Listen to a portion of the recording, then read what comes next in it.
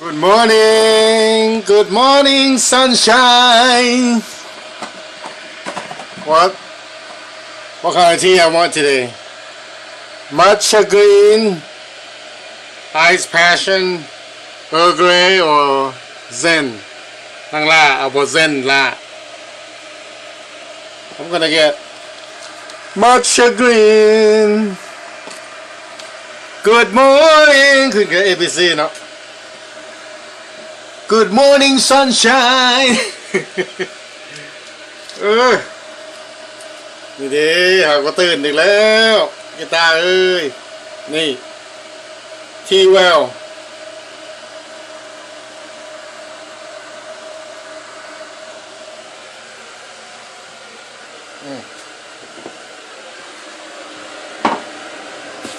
อันนี้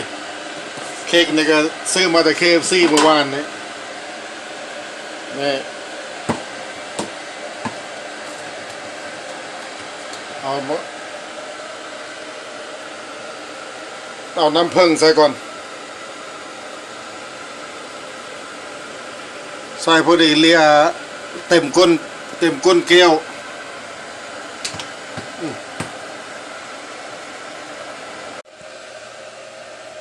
ไม่ได้จะกินนั่นนะ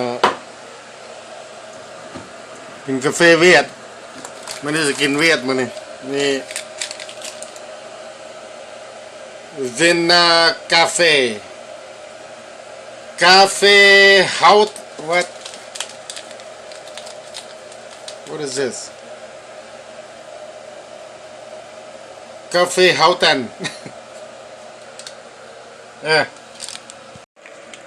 นี่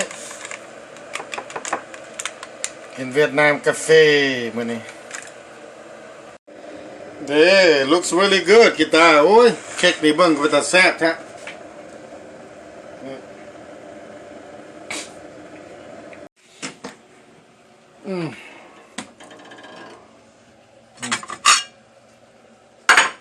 อาจารย์ก่อนตาเอ้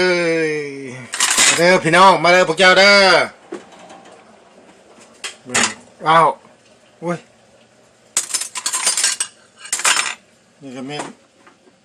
จักล้างถ้วยล้างอย่างสบายยังแค่ได้คานตื่ม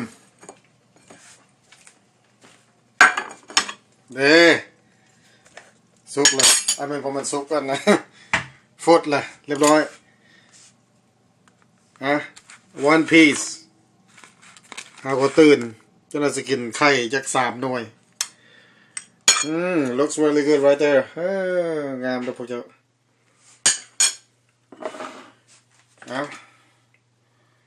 ที่นี่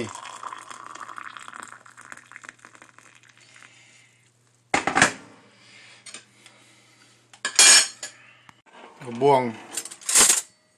งไปคนนั่นนะอะไรกัน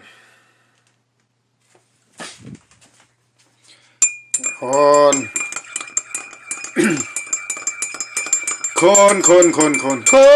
บ้านเดียวกันแค่มองตากันก็เข้าใจอยู่แม่นวะตีกันมาห้องเพลงแต่เศร้านี่เอ้ยกรีนทีมันนี่ดีมาได้พี่น้อง live well be well tea well well ไว้ตรงแนวนะ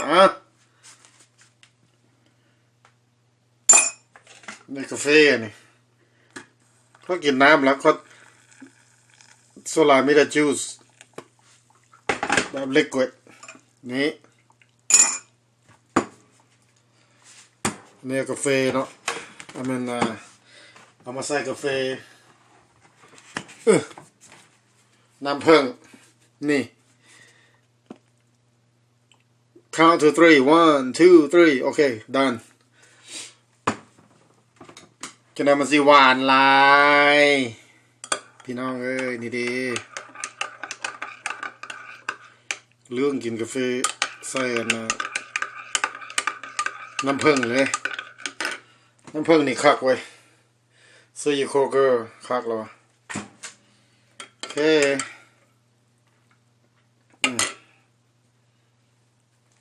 อัดไปก่อนนะนี่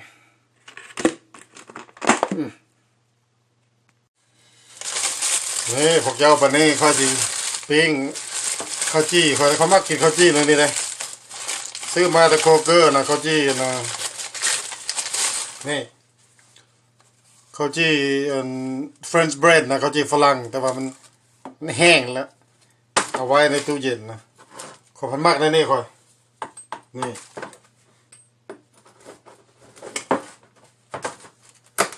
โอ้แข่งเป็นหัวพี่ร้อนพนว่าตัวเอาไปฟาดหัวคนนี่เจ็บย้อนเลยนะเด้อระวังเด้อแบบข้าวจี้ฮ้อนอเมริกาแข็งนั่นนี่นะโอ้นี่ปาดมือตัวเองก่อนโอเคเดี๋ยวนี้จะใส่กระต้นน้ำมันเบิดละปีนข้าวจี้ก็บ่ได้ดังไฟนะซุปไฟรอดระวังนี่เห็นบ่นี่ปิ้งบ่นี่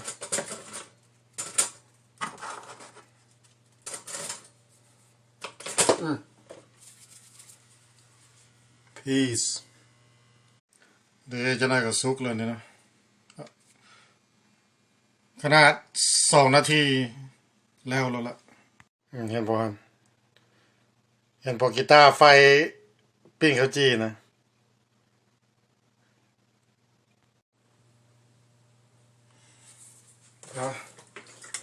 อันนี้จะกินจะเดิมน้ำมันนะมาเกี้ยงก่อนกินน้ำจอกหนึ่งแล้วกินมาเกี้ยงแล้วกินที่แล้วก็กินกาแฟ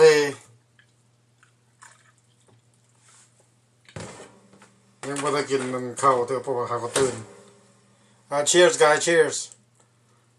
vitamin C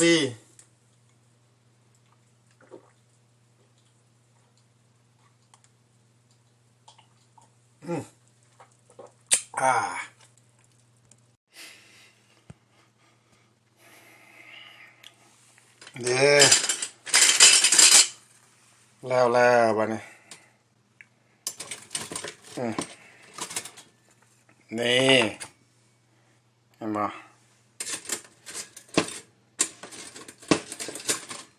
เขาพันมักเขาตีฝรั่งไว้มันกรอบนะกินข้าวกาแฟก็แซ่บนี่โอเคแล้วบัดนี้ฮ้อนเ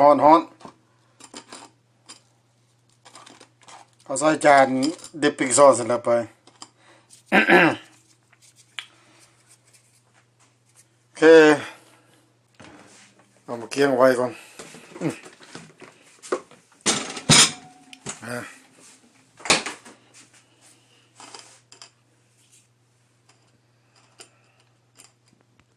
โอเคแล้วเราบัดนี้มาได้โอ้ยอยากกับมดเลยเนี่ยยายงเฮิงนี่นะตามธรรมดาตื่นขึ้นมากินจอกหนึ่งมื้อละ2 จอกสำหรับค่อยนี่ก็มีกาแฟกับมาตั้งแต่ออเดอร์ก่อนเลยนี่เห็นบอลลาวซาวมาแต่ลาสเวกัสกินกาแฟแล้วก็สิเบิ่งข่าว โอ้ยเป็นวัดตลอดเว้ยเบิ่งข่าวเป็นยังไงโควิด19อยู่แถวอเมริกาเนี่ยเป็นยังไงแถวทั่วโลกเชียร์เด้อcheers กินกาแฟก่อนนี่cheers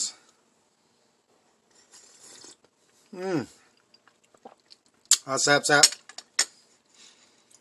เค้กพอมั้ยจะน่าก็สิไปนะเบิ่งเครื่องเบิ่งของทีเชิ้ตแทงทองฮอตใส่แล้วแมสสมาชิกกระทาอยู่ขอบใจพวกเจ้าขอบใจเอากดไลค์กดแชร์กด subscribe เด้อ next week live สดลมกันเนาะเธอหน้านี่ถ่ายแบบลมกันจะเห็นหน้ากันเด้อพวกเจ้าเด้อ get ready have a great day bye กดไลค์กดแชร์กด subscribe ติดตามวิดีโอออกมาตลอดได้วันนี้นะโอเค